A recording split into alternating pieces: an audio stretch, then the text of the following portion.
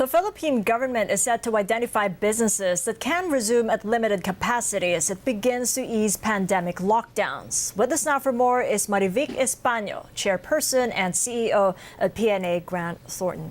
Good to see you, Marivic. Welcome to the program. Hello, good morning, Kathy. So what do you make of the President's decision of a modified enhanced community quarantine in Metro Manila, Laguna, and Cebu City?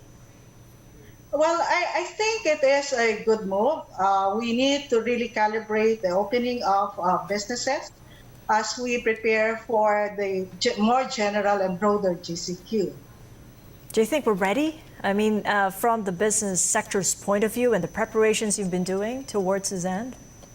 Well, we are trying to get ready. In fact, as early as April, most businesses have been discussing within their own organizations how to prepare, and we're trying to learn from each other on the possible best practices that we can implement. So important for us would be the safety of our people, making sure that they can go to the office, to our offices, and be assured that we have the hygienic practices in place. We want to make sure, likewise, that transportation as well as other client needs will be well prepared to be serviced. Yeah, and select enterprises are going to be allowed to operate at half capacity from May 16th, and MSMEs are going to be a key focus here as they've been hardest hit. So where do they start? How do they even get out of the gate, just managing the cash flows?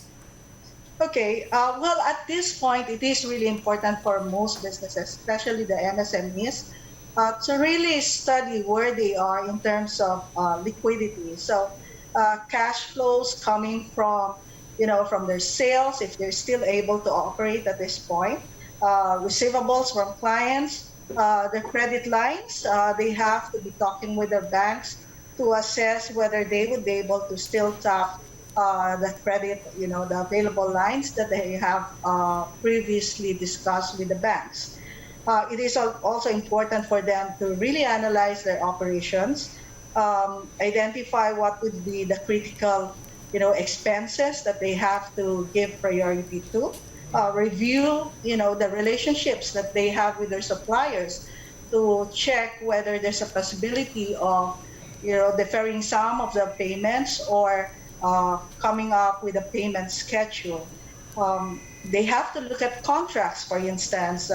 They cannot just arbitrarily decide not to pay certain suppliers or certain, fixed expenses, because this may entail significant penalties on their part.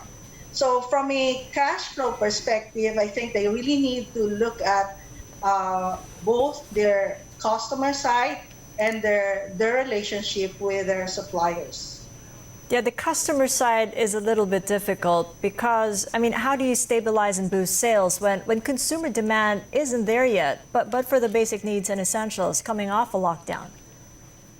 Well, I think for some companies, they are still able to, deliver certain goods or services. I think it is at this time, it is critical for companies or enterprises to exercise some agility. You can see that most of them were able to adapt quickly by embracing technology, partnering with available suppliers or vendors for it. But definitely, I totally agree with that. The sales has gone down. And at this point, I would suggest to enterprises to really review the relationship and, what they expect moving forward, even if the GCQ is already here. They have to understand where the clients are. Are they having financial difficulties as well? They should know whether they can expect the payments that they hope they would be able to collect. And re-engage as well with the staff, the workers. When you talk about the enterprises, just keeping staff employed is going to be a struggle in the interim. So how do enterprises manage to keep their workforce when letting go appears to be the path of least resistance? Well, I think for most companies, they need to understand that their objective would be to sustain the business. I know it is difficult, but I've heard some businesses that remain to be optimistic. They will look for ways on how they can adapt to the new norm. So it is important that you have the right people and that you have the right training for them. So if, let's say, the new norm would require more sales or interaction with customers online, then we need to train our people how to do it. Definitely, there would be pressure to scale down, to probably put some workers on leave right now, but I'd like to believe that it is temporary. In a situation where the phased easing of restrictions will take place in the next couple of weeks and months, how do MSMEs manage procurement and an already disrupted supply chain? Well, I think most of them are really reaching out to the organizations that they are part of, listening and asking their friends, their colleagues in the industry where the possible suppliers can be. I think in this part, government can play an important role. We in MAP, for instance, of which I'm a member, we've been talking a lot about supply chain, and there is really a challenge right now to know who can be the potential suppliers are. So if we can, we've been talking about gathering the data and sharing this with the public, so access to supply can be easier.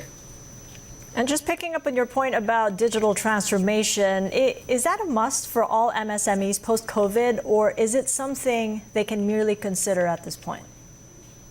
Well, I think at this time, people are saying that the virus will still be there, even if we do lift the ECQ. And therefore, we can expect that social distancing would still be observed. People would still be worried, to go out in the malls or places where there are a lot of people. So to be able to cope up with this, I think businesses at this point must really look at how they can embrace and use technology, the existing technology, to change their operating models. Just a final point, communicating with stakeholders, very important as we re-engage society. So what do MSMEs tell them? Well, SMEs are really trying to tell their clients that they are in business, but at the same time, they must be transparent on the challenges that they face. So it is important, for instance, for them to assess the level of production that they have, the ability to access the raw materials, and match this with their capability to supply the needs of their customers. I think at this particular time, it is important that they engage this conversation in a transparent way, so that everybody would be able to meet their own needs.